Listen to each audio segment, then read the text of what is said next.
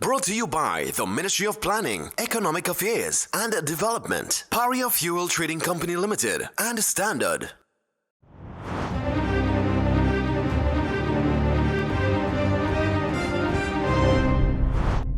Welcome, students, teachers, judges, friends, parents, and colleagues to Make Your Point Season 4 Preliminary Round 2. Our debate teams from Preliminary Round 1 have set the stage with a powerful start, and we are excited to see what each team brings forth for this Preliminary Round 2. Best of luck to all teams. It is now my pleasure to introduce our judges for Make Your Point Season 4 Preliminary Round 2. Kijan Haynes, Lead News Gathering Editor, Guardian Media Limited. Rachel Welch Phillips, Head of Legal and Compliance, Banking Sector of the Answer McCall Group. And Jonah Bujrat, Lead of Make Your Point Season 2 National Championship Debate Team. Let's hear a round of applause for our judges.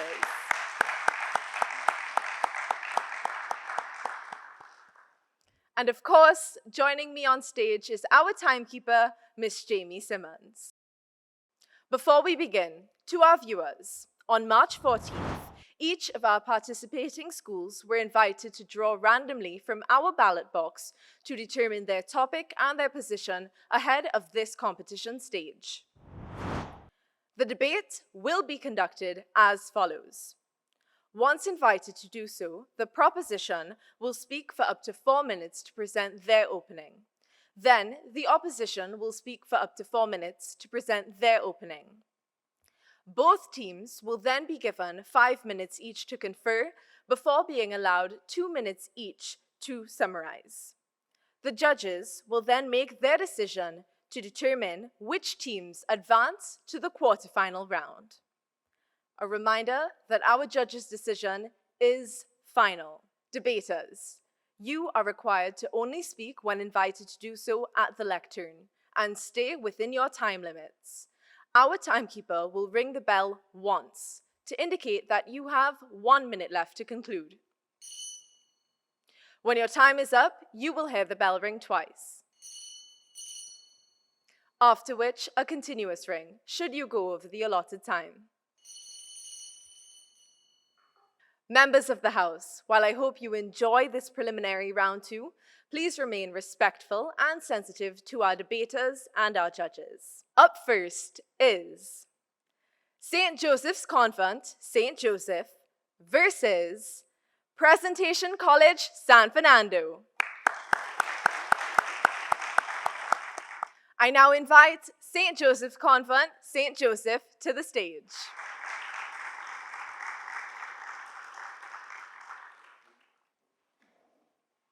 I now invite Presentation College, San Fernando, to the stage.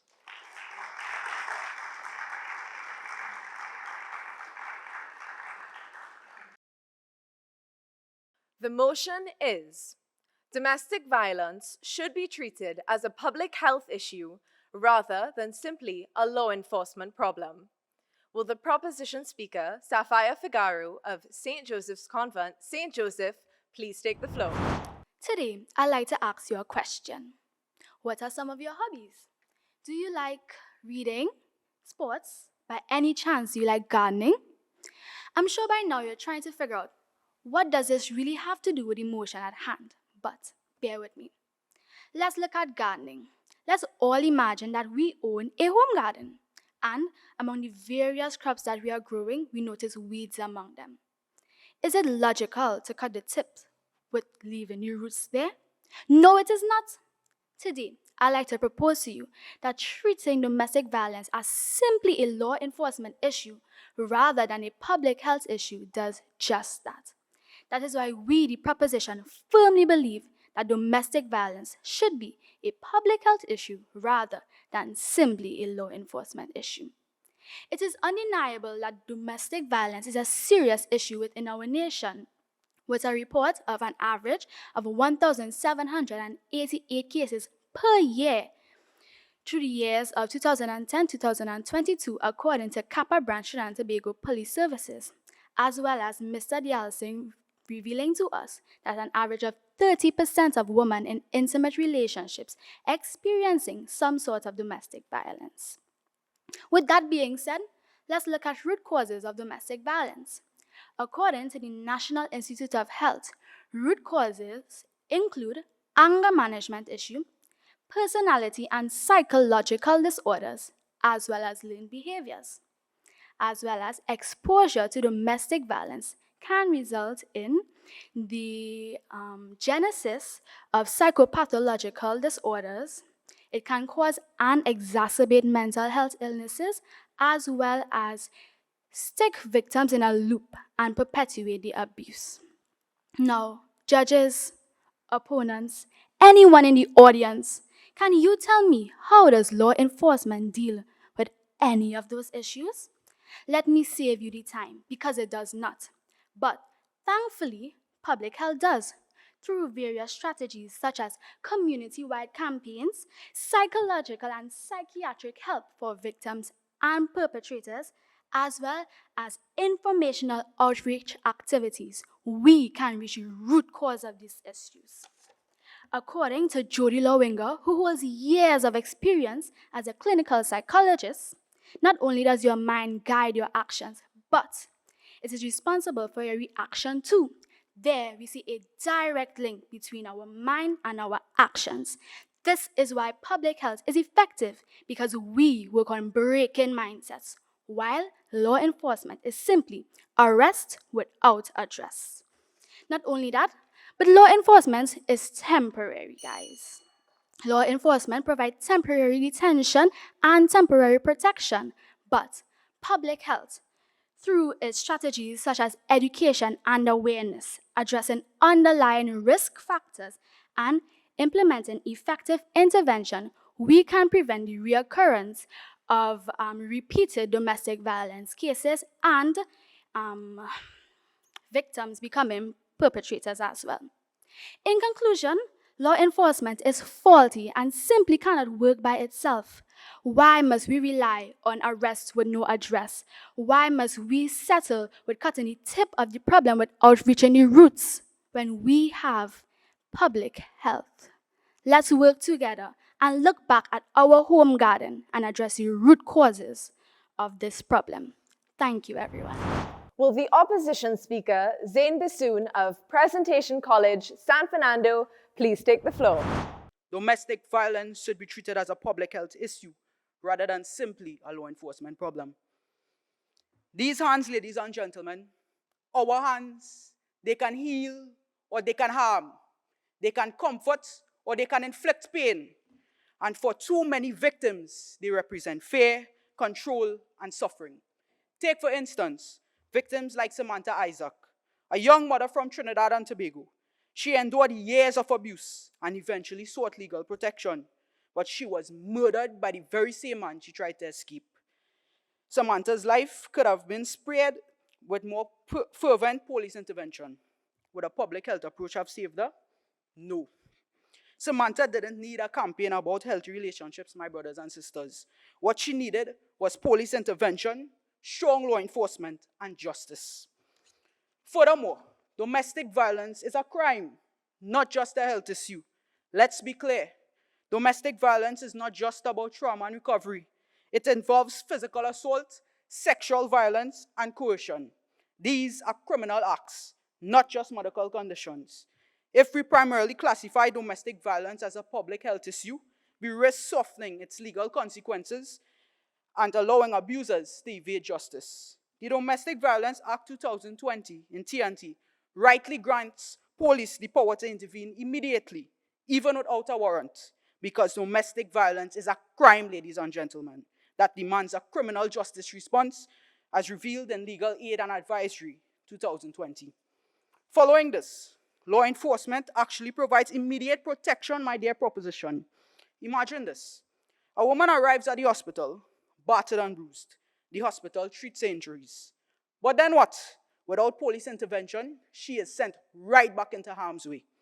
Only law enforcement can remove victims from dangerous homes, enforce protection orders, and stop violence before it escalates to murder. According to TTPS 2023 report, Police interventions have saved hundreds by taking victims out of violent homes, as seen in Newsday in 2023. And yet, ladies and gentlemen, the numbers are rising. 2022, 1,690 cases. 2023, 2,646 cases. And if that's not convincing for you judges, audience, and proposition, as of up to August in 2024, 1,227 cases. These statistics reported in TNT Newsday show that enforcement is still lacking. Not awareness, not education, but strong legal action. Furthermore, a public health approach is simply inadequate. Some argue that mental health treatment prevents domestic violence. But let's be real.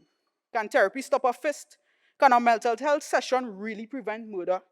Abusers don't stop just because they receive counseling, my dear fellows.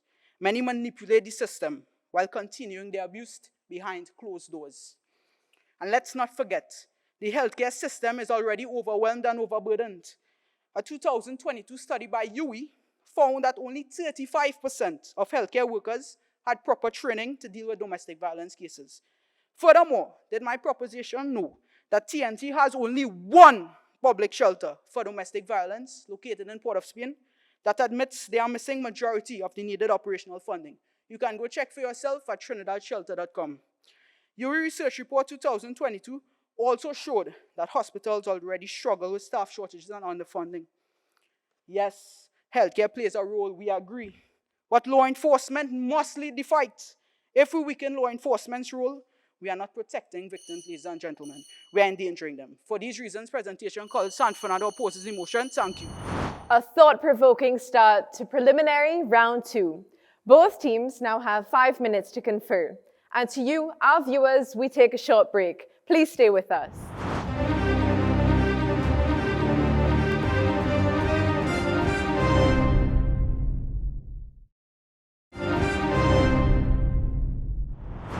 Welcome back. This is Make Your Point Season 4, Preliminary Round 2. Both teams have had 5 minutes to confer and are now ready to summarize. Once again, the motion is: domestic violence should be treated as a public health issue rather than simply a law enforcement problem. Will the proposition speaker to summarize, Kaylee Marie Chow of St. Joseph's Convent, St. Joseph, please take the floor. If domestic violence had a smell, a color, or perhaps even a sound, would we still ignore its toxic effects until it turns deadly? We don't wait for a heart attack to address heart disease. So why do we wait for bruises and broken bones to address domestic violence? The opposition said that the law enforcement provides immediate protection, but even though the law enforcement can issue restraining orders and remove the perpetrator from the home by arresting them, these restraining orders are often ignored, and oftentimes perpetrators return home after serving short sentences, often angrier and more dangerous than before. Police only respond to individual cases of domestic abuse, but they don't change the broader culture that enables it. Without behavioral interventions, these perpetrators will continue to reoffend. Law enforcement waits until after there are bruises and broken bones to act. This is not how we should operate. By using a public health approach, we can ensure that fewer people ever become victims, and that is a future that's worth fighting for. The opposition also mentioned that the abusers don't stop because they received counseling, but we seem to forget that the law enforcement can also be the abusers. You see, the law enforcement cultivates a culture of militarized masculinity, where officers are trained to be dominant, aggressive, to be in control, and to punish anything that challenges their authority. The same traits that make an effective police officer make them more likely to abuse. So we must ask ourselves, are we truly addressing domestic violence or simply just shoving it under the rug? Thank you. Will the opposition speaker to summarize, Nishad Rupnarayan of Presentation College, San Fernando, please take the floor. As my colleague clearly stated previously, we strongly oppose the motion that domestic violence should be treated as a public health issue rather than simply a law enforcement problem. Coming up here with no statistical evidence just compounds our point more. Domestic violence is a crime. It's not just about trauma or recovery, but about assault, coercion, violence, and murder. Would we treat robbery or street violence as a health issue? No. Then why treat domestic violence differently? Only law enforcement can provide immediate protection. Hospitals can treat injuries, yes, but only the police can remove victims from dangerous homes, enforce restraining orders, and prevent violence before it turns deadly. Strong legal consequences also serve as a greater deterrent than just talk and therapy. And let's be honest, our healthcare system is already overburdened and overwhelmed and should not bear the weight that falls under the purview of the justice system. Law enforcement of not just masculinity, of all genders, must stand tall and lead the race to stop domestic violence. Now, some may argue that treating domestic violence as a public health issue will focus on prevention and treatment rather than punishment. But let's be real. Education won't stop an abuser mid-attack. Prevention is important, yes, but it must work alongside strong law enforcement, not replace it. Another claim is that victims are often afraid also to involve the police, but in confidence in law enforcement, we will only improve with this, with more effective and visible policing. So yes, healthcare does play a role, but law enforcement must lead the fight. Weakening legal action means endangering victims, not prohibiting them. For these reasons, we stand firmly against the motion. Thank you. This concludes the first of 3 head-to-heads for our preliminary round 2 debates. Congratulations to both teams for a powerful start. Judges, your feedback. I'll start with Sapphire using the literal roots of a garden to talk about the root causes of a problem. That was really good. Just be careful with the ums. There are tricks you can use to, whether you slow down or you just say your words differently. It's a good way to avoid the ums, but there were some really strong arguments.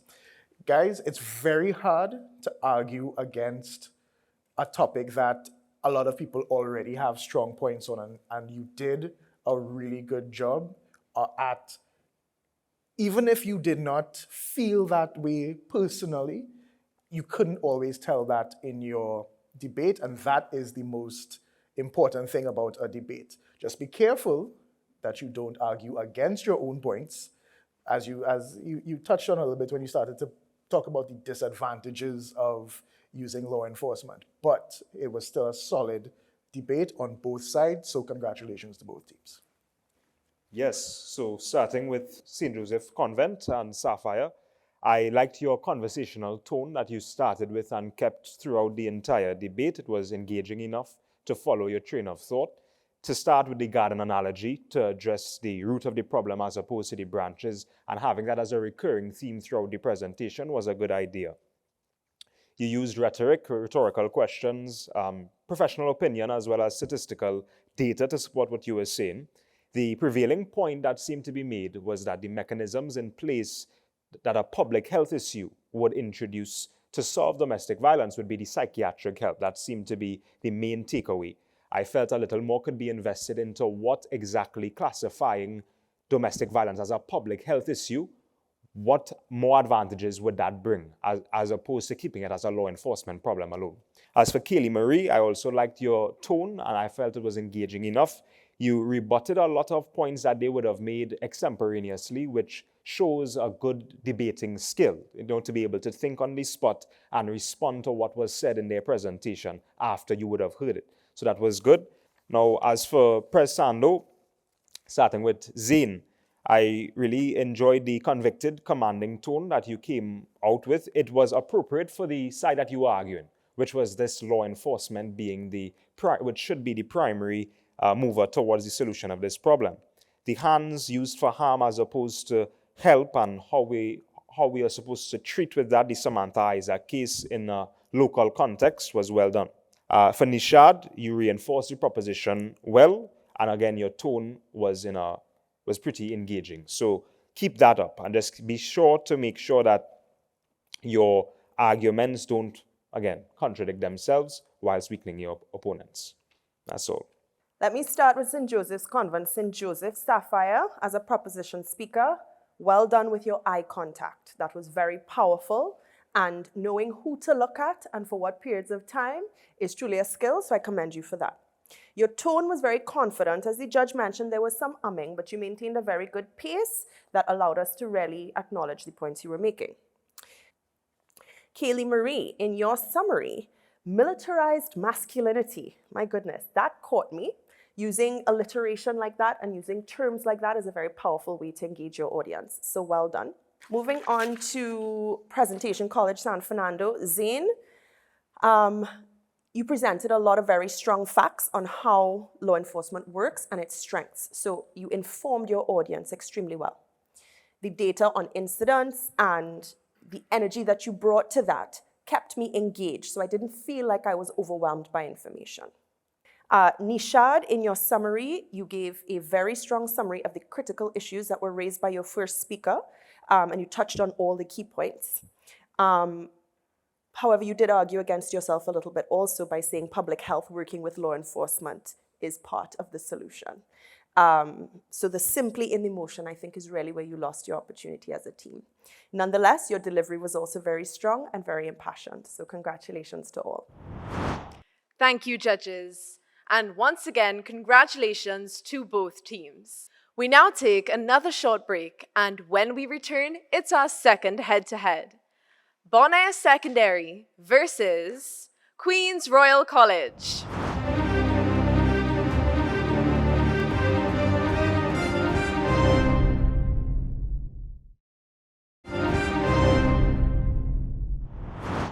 Welcome back to Make Your Point.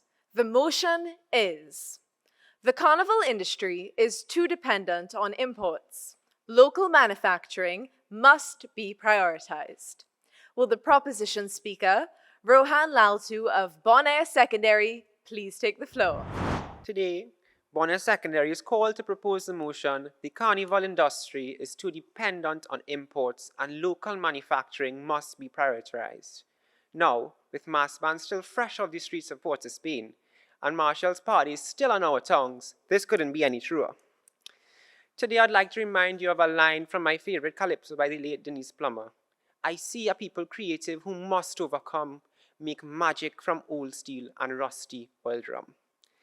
Ladies and gentlemen, that rusty oil drum, the steel pan, was made right here in Trinidad Laventille in 1940 by Winston Spree Simon and Ellie Manet, and today that very same rusty oil drum is used in hundreds of countries globally, generating revenue for them.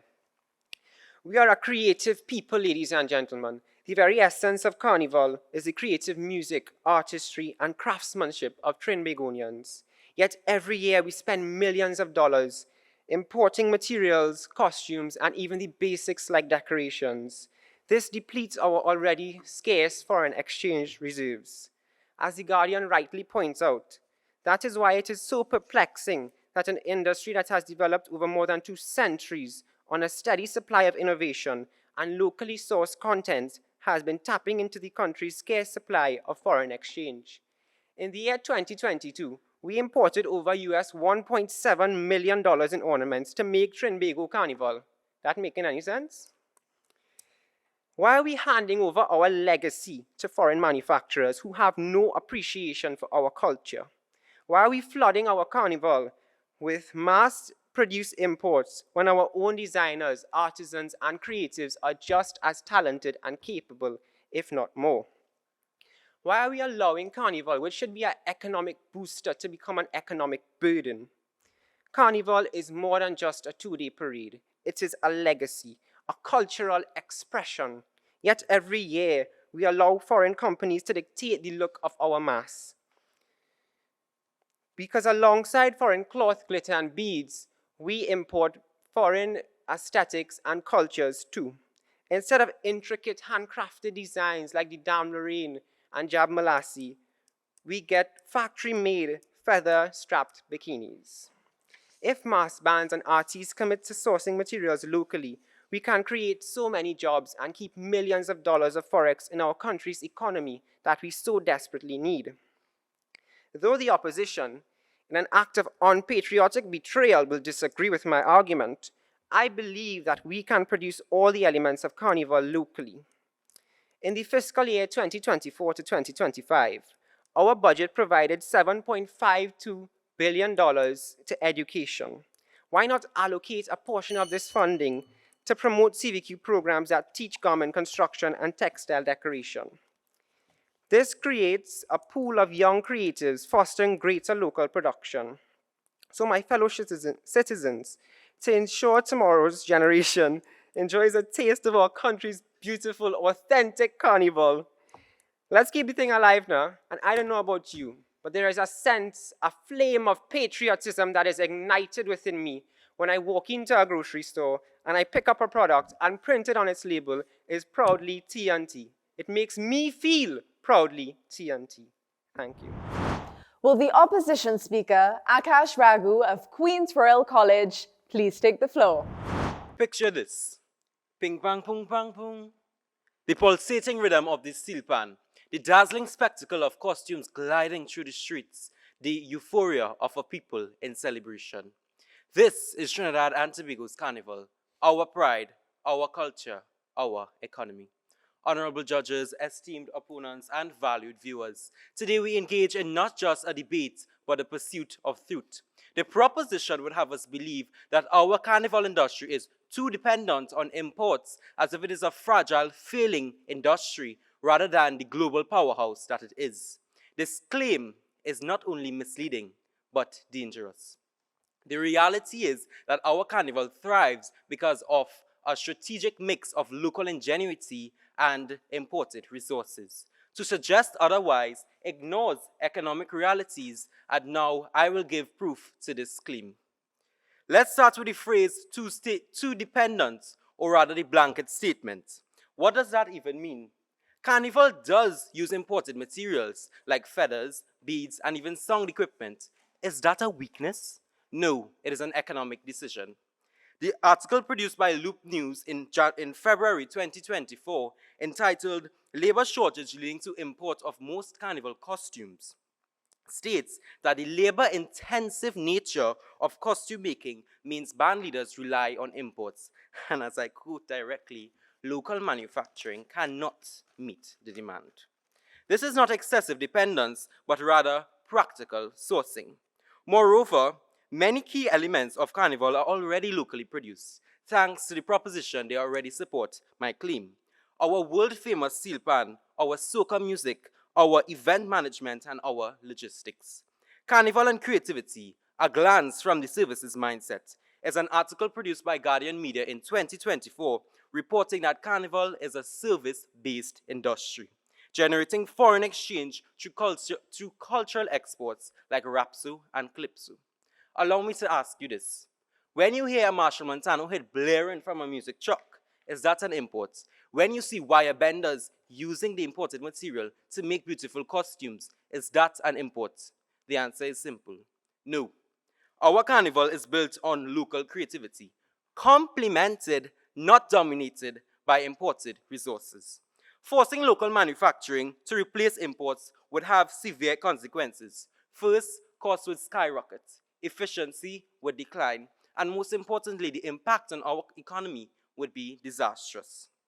If we force local manufacturers to produce every bead, every feather, every gem, we cripple the industry rather than enhance it. So as opposed to the proposition who has brought forward problem after problem without any valid solution, allow the opposition to do so.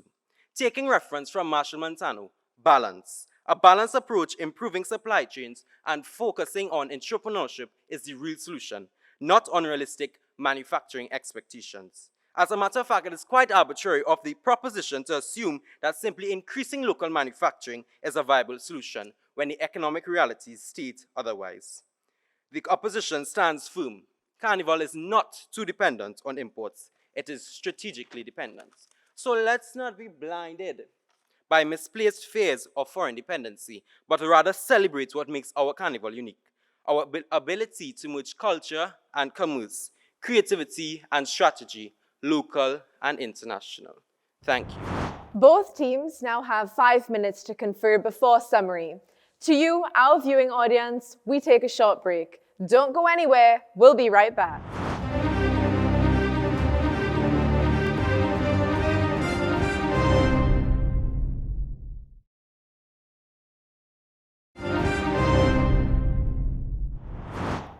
Welcome back. This is Make Your Point, Season 4.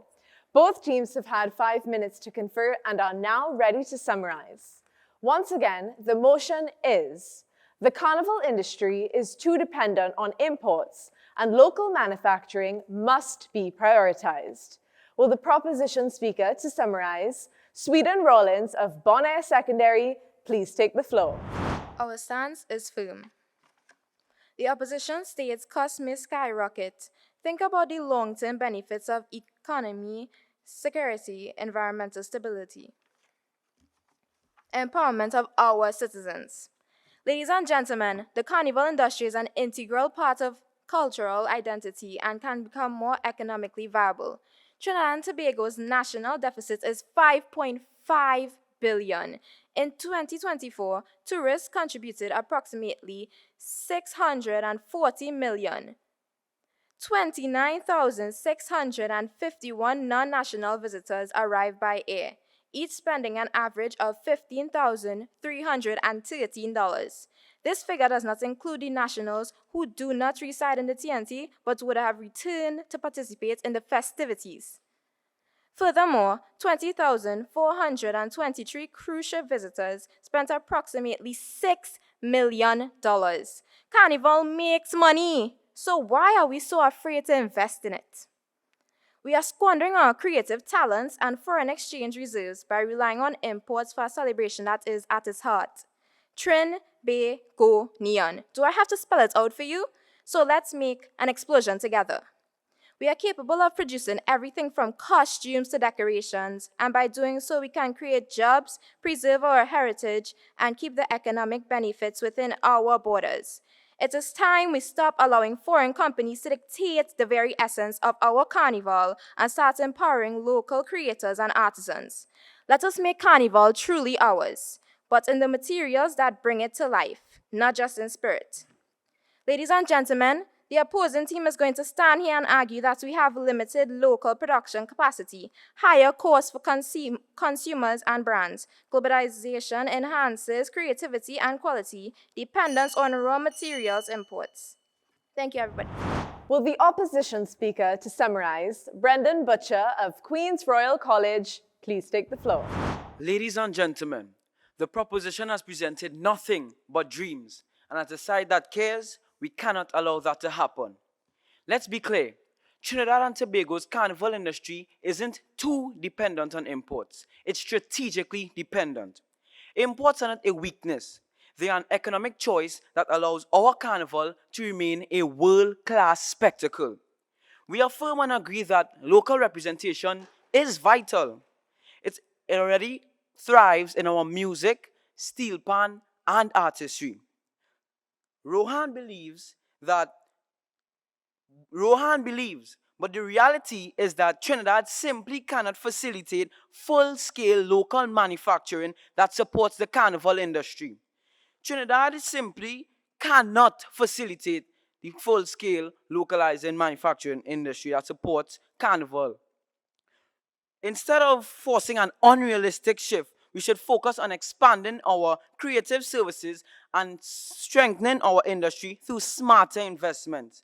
The proposition may claim that localizing manufacturing would boost the economy, but at what cost? We already have shown that this move would not only skyrocket prices, but reduce quality and cripple an industry that thrives on efficiency and innovation.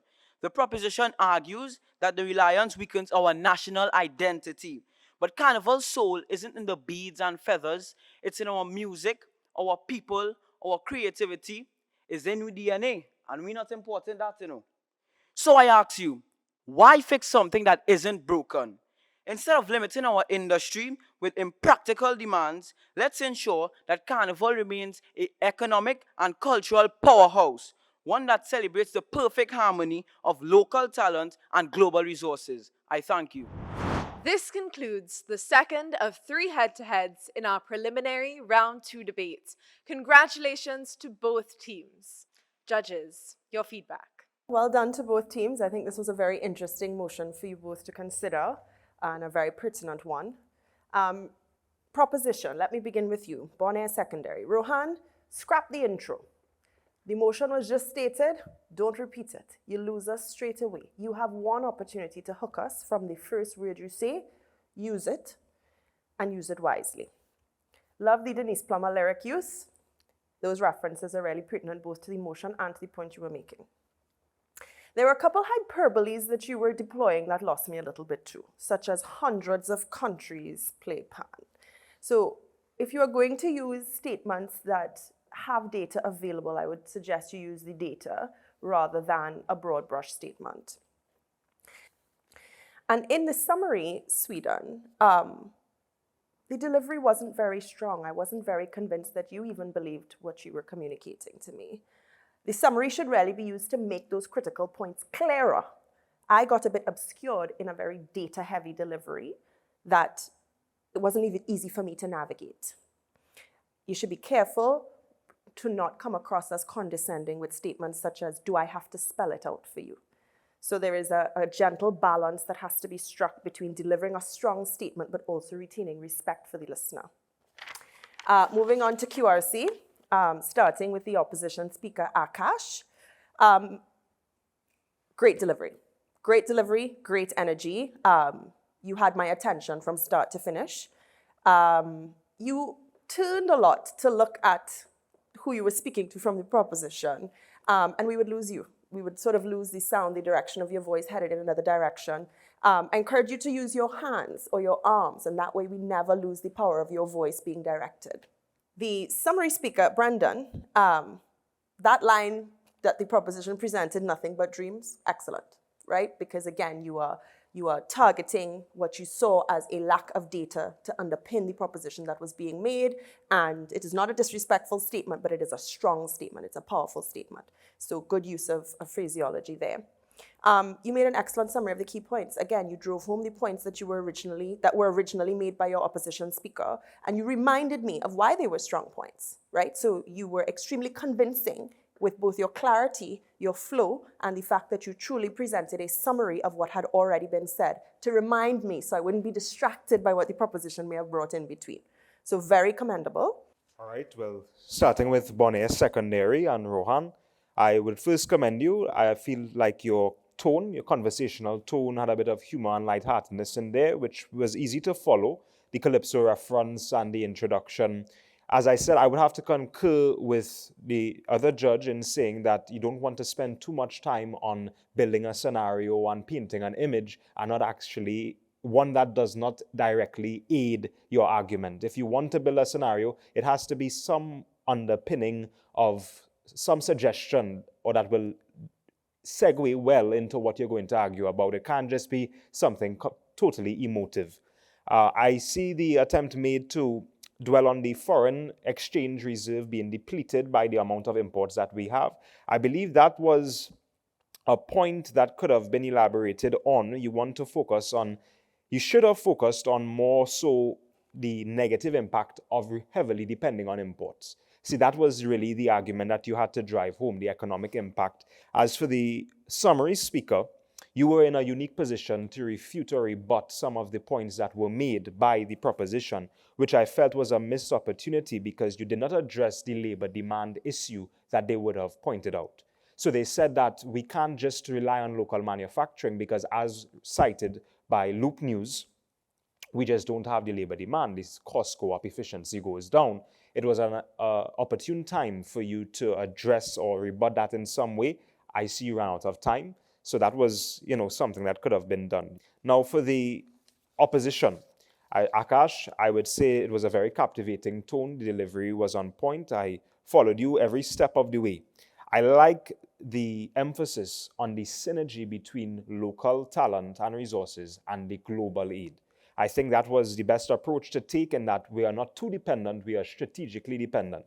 The two strongest points I would say was the fact that our labor supply is not able to meet the demand necessary for, let's say, prioritizing the local manufacturing sector.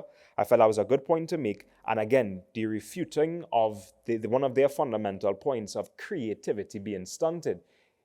That was a fantastic point to make, if you ask me. Brendan, very good delivery as well, engaging. I mean, there were points at which the nerves could have tried to infiltrate, but you picked up well, so I would commend you on that.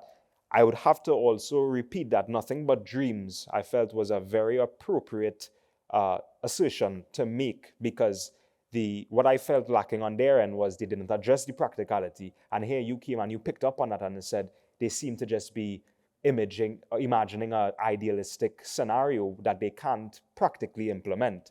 So that was well done. All right. I want to build on what the two judges said before. And on the top of my points, my notes, and it's all around this room, make your point. I felt like there was a lot of dancing around to get to where we needed to be, and it took a long time to get there. It was said earlier, but you don't have to tell us what we are debating. Go straight into it. I want a strong intro, because the two things that anybody remembers in any debate is your opening and your closing. Somewhere in between, you might fall asleep, but I will remember the first thing you said and the last thing you said. So, Rohan, that's specifically to you. I want, because everything that came after, well, we were about to debate, was strong. So start there, scratch that, right? But what I missed from both sides, what do we import? Nobody actually went into real detail about how much, let's say, beads we may import, or feathers we may import, or costumes. Give me some numbers. We import 10,000 tons of this or whatever, and that is to deal with 50,000 masqueraders. So a lot of that would have helped make your argument a lot stronger in terms of what we import and why, and that would have tied into the labor shortage, that issue that was raised. The other thing is there's so many aspects to Carnival, and it gave an opportunity to go all over the place, and that's what kind of happened. 1 minute you're talking about Pan, next minute you're talking about soca. You have to, again, make your point. Pick one or two aspects and really drive those points home. But I'm looking forward to seeing more from both teams going forward. Thank you, judges, and once again, congratulations to both teams. We now take another short break, and when we return, it is our final head-to-head for preliminary round 2 of Make Your Point Season 4. Corpus Christi College versus El Dorado West Secondary School. We'll see you after the break.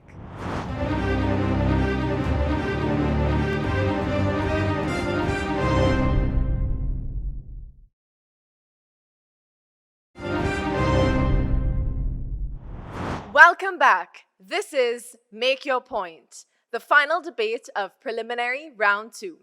The motion is: small island nations are at a greater disadvantage than developed countries when facing global economic and environmental challenges. Will the proposition speaker, Emilia Ramdeen of Corpus Christi College, please take the floor? Ladies and gentlemen, today we engage not just in debate, but in a pursuit of truth. It is, according to numerous Nature.com articles, small island nations like Trinidad are often highly vulnerable to environmental risks, such as rising sea levels, extreme weather events, and coastal erosion. They typically lack the infrastructure and resources to effectively adapt to or recover from these disasters.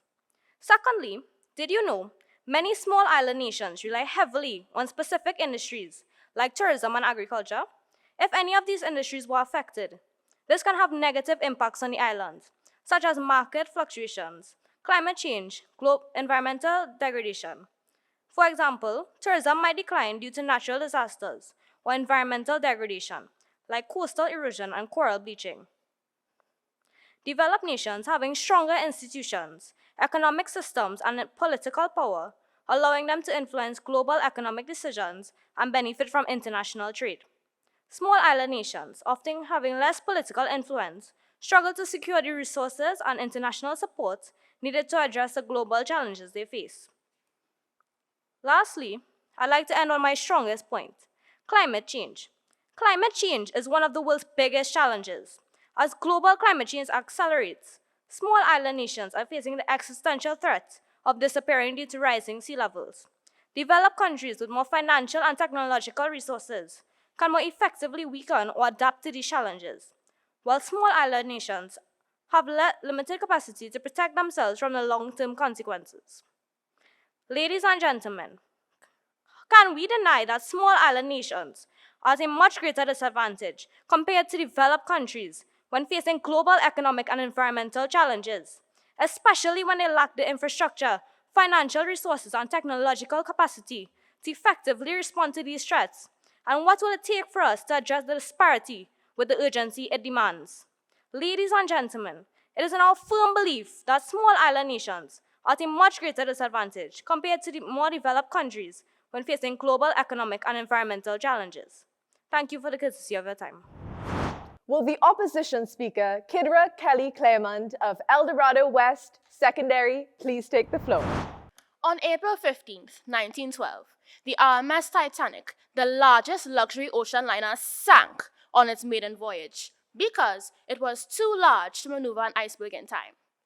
In 1973, the Hummingbird II, a 40-foot ketch carrying a small party of 3 Trinis, the Labords, successfully circumnavigated the world. These two facts show the reality between opposing economies, wherein larger, more developed nations struggle to navigate global turbulence in the same way small island nations do. Quick is the word. Small island nations can often enact and adjust policies more quickly than larger nations, allowing them to respond rapidly to issues like climate change or economic shifts. COVID-19 affected all global economies. Some small island nations were able to absorb the economic shocks, like St. Lucia, Mauritius, and Fiji. They all embraced economic diversification, not only incorporating tourism, but also information technology and financial services. Larger, developed nations do not respond with the same agility to global crises. Thinking green. Many small island states are investing heavily in renewable energy, while larger economies continue to contribute significantly to global pollution. For example, the Maldives aims to become the world's first carbon-neutral state by using 100% solar energy.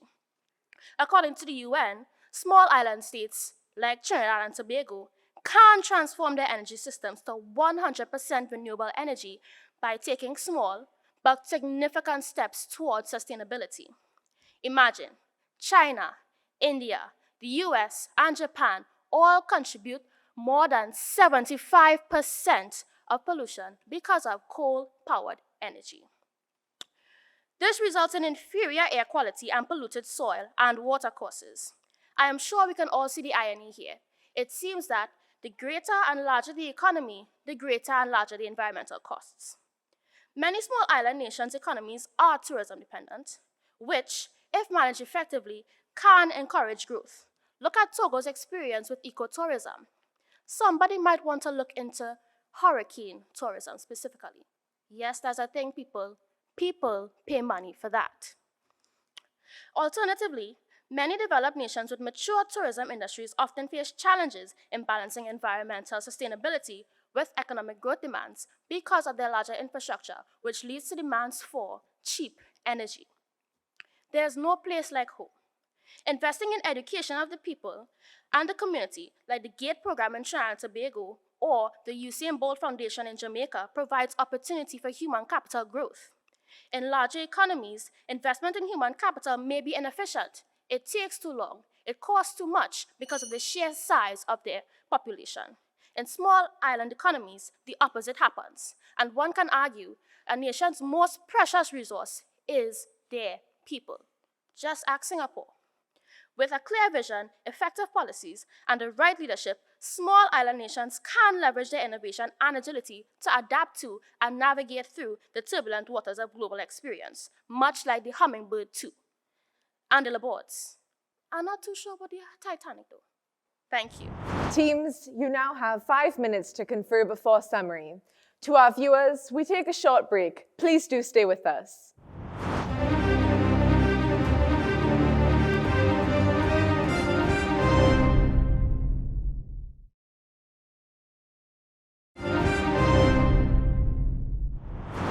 Welcome back. This is Make Your Point Season 4, Preliminary Round 2.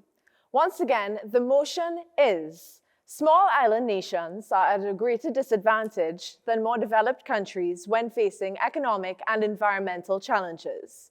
Will the proposition speaker to summarize, Casmira Cornelius of Corpus Christi College, please take the floor. Ladies and gentlemen, small island nations faces significant challenges compared to developed countries. They are constantly threatened by climate change with rising sea levels and extreme weather, putting its land and homes at risk. Let's take Trinidad for an example. Our economy dependent on tourism, farming, and oil and gas, is vulnerable to natural disasters, pollution, and global market shifts. Unlike powerful nations, Trinidad often lacks the resources and political influence to secure the support needed to recover from these crises. Some may argue that small island nations are breeding grounds for innovation, but without sufficient funding and technology, they struggle to make meaningful changes. Larger economies have a duty to act, while small island nations, despite contributing less to global issues, face the worst consequences, unlike major economies with the strong financial system and diverse industries. Small islands rely on just one or two sectors, making them far more vulnerable to crisis. Small island nations may be vulnerable to climate change, but they are more agile in implementing environmental policies due to their smaller population and governance structures. An example is sustainable tourism initiatives. Many islands prioritize ecotourism, unlike developed nations, which are heavily reliant on resource initiative industries. Ladies and gentlemen, without a shadow of doubt, I strongly agree that small island nations are at a greater disadvantage than developed countries. Thank you. Will the opposition speaker to summarize, Anastasia Reyes of El Dorado West Secondary, please take the floor. Greetings. Economical and environmental challenges affect all nations.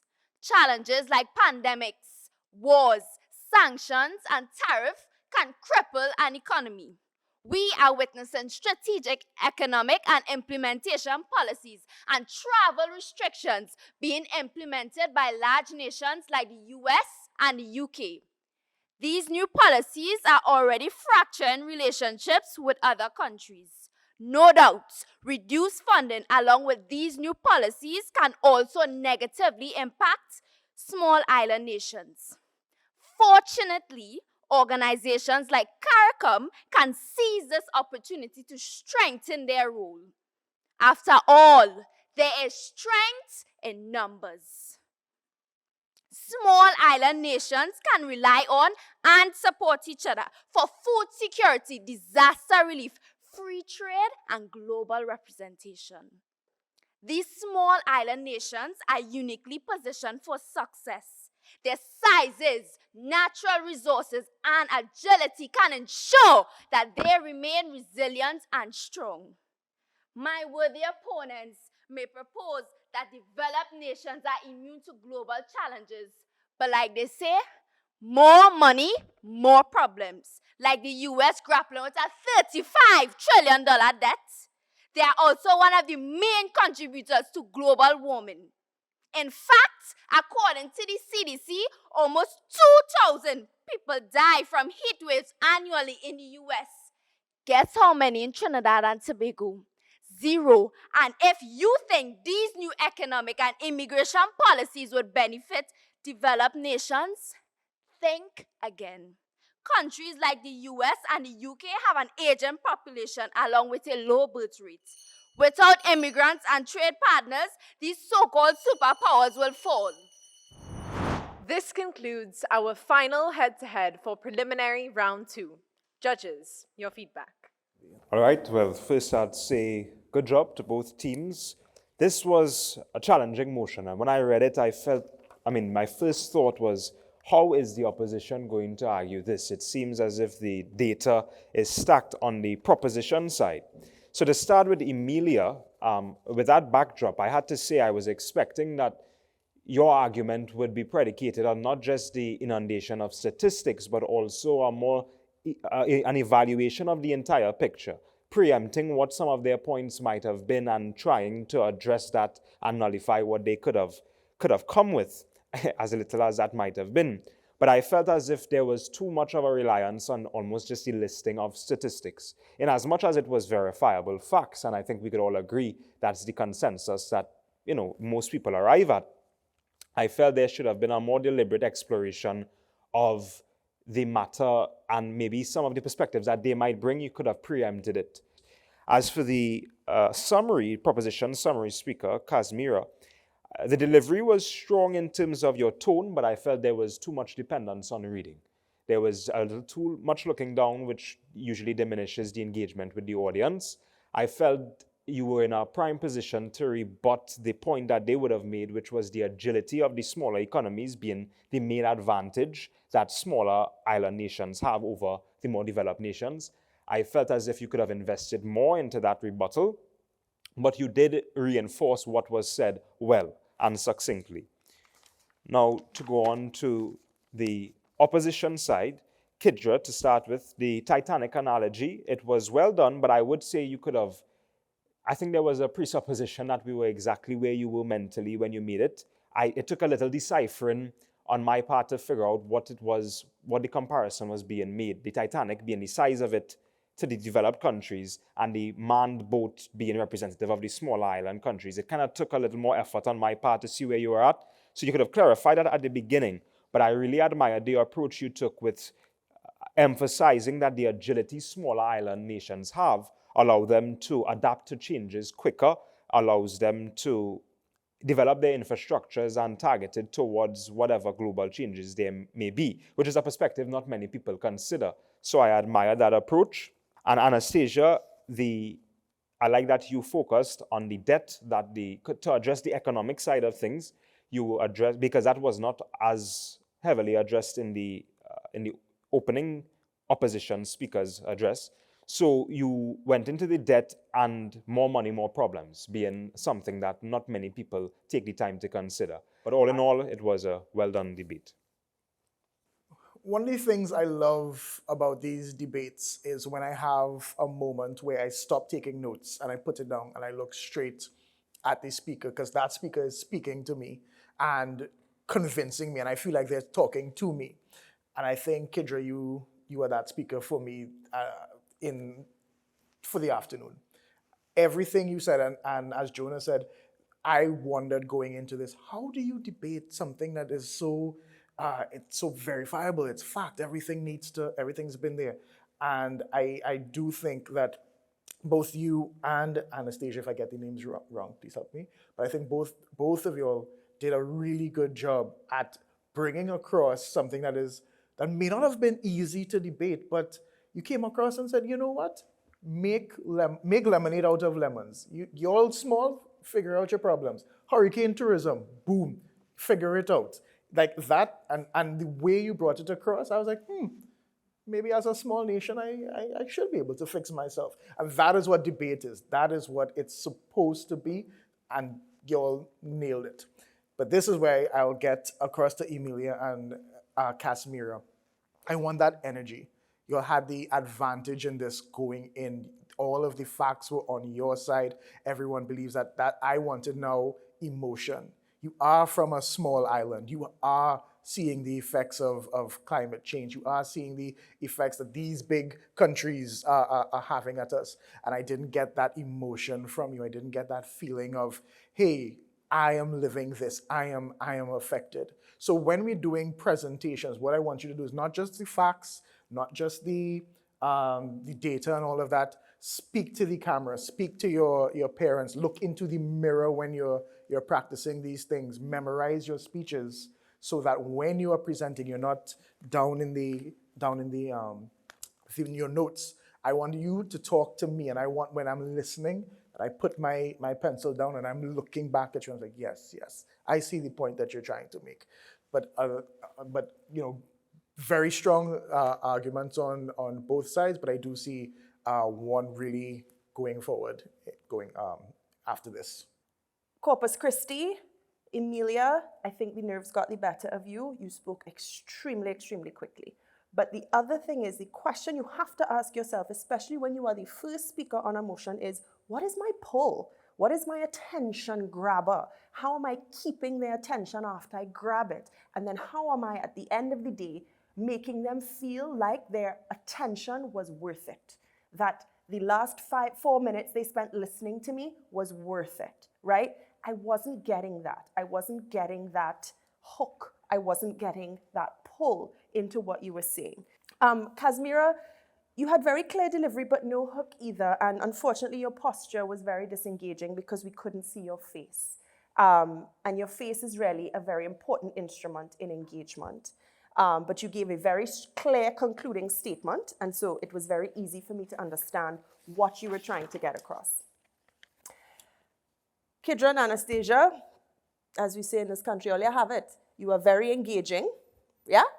I couldn't help but pay attention.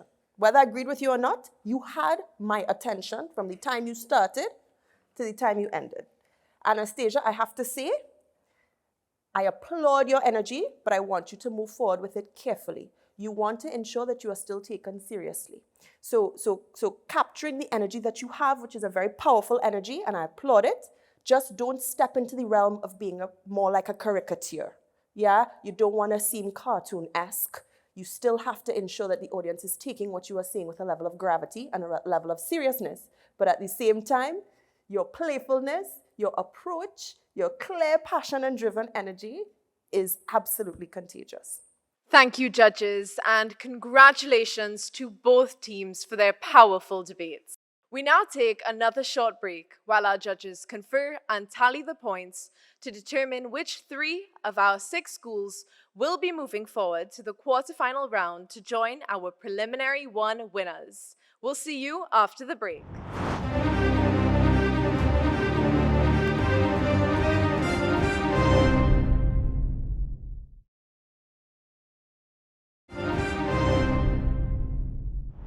Welcome back. This is Make Your Point, and the results are in. Congratulations once again to each of these 6 schools joining me on stage. Each school has put forth an excellent and stimulating performance, and they should be extremely proud of themselves. St. Joseph's Convent, St. Joseph, Corpus Christi College, Bonaire Secondary, Presentation College, San Fernando, El Dorado West Secondary, and finally, Queen's Royal College. A reminder that our judges' decision is final. Our 3 schools moving forward to the quarterfinal round of Make Your Point Season 4 are St. Joseph's Convent, St. Joseph, El Dorado West Secondary School, and Queen's Royal College. Our teams embody the essence of what Make Your Point represents. Their timely topics were argued with poise, extensive research, and a dramatic flair. All debaters continue to demonstrate their abilities and the potential of this nation's youth. Investing in the youth means investing in our future. Let's give a well-deserved round of applause for the schools who got this far and now exit the competition with their heads high for their remarkable performance.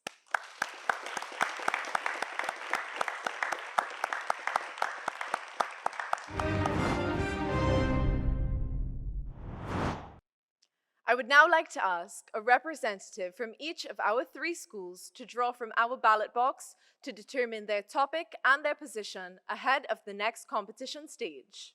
A reminder that the letter P is for proposition and O on opposition for the numbers 7 to 9. The numbers, of course, signifying the next 3 topics of this competition to be debated. St. Joseph's Convent, St. Joseph. I invite you to pick from the ballot box.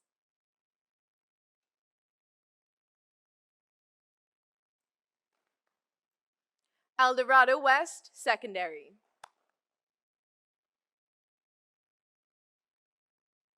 And finally, Queen's Royal College.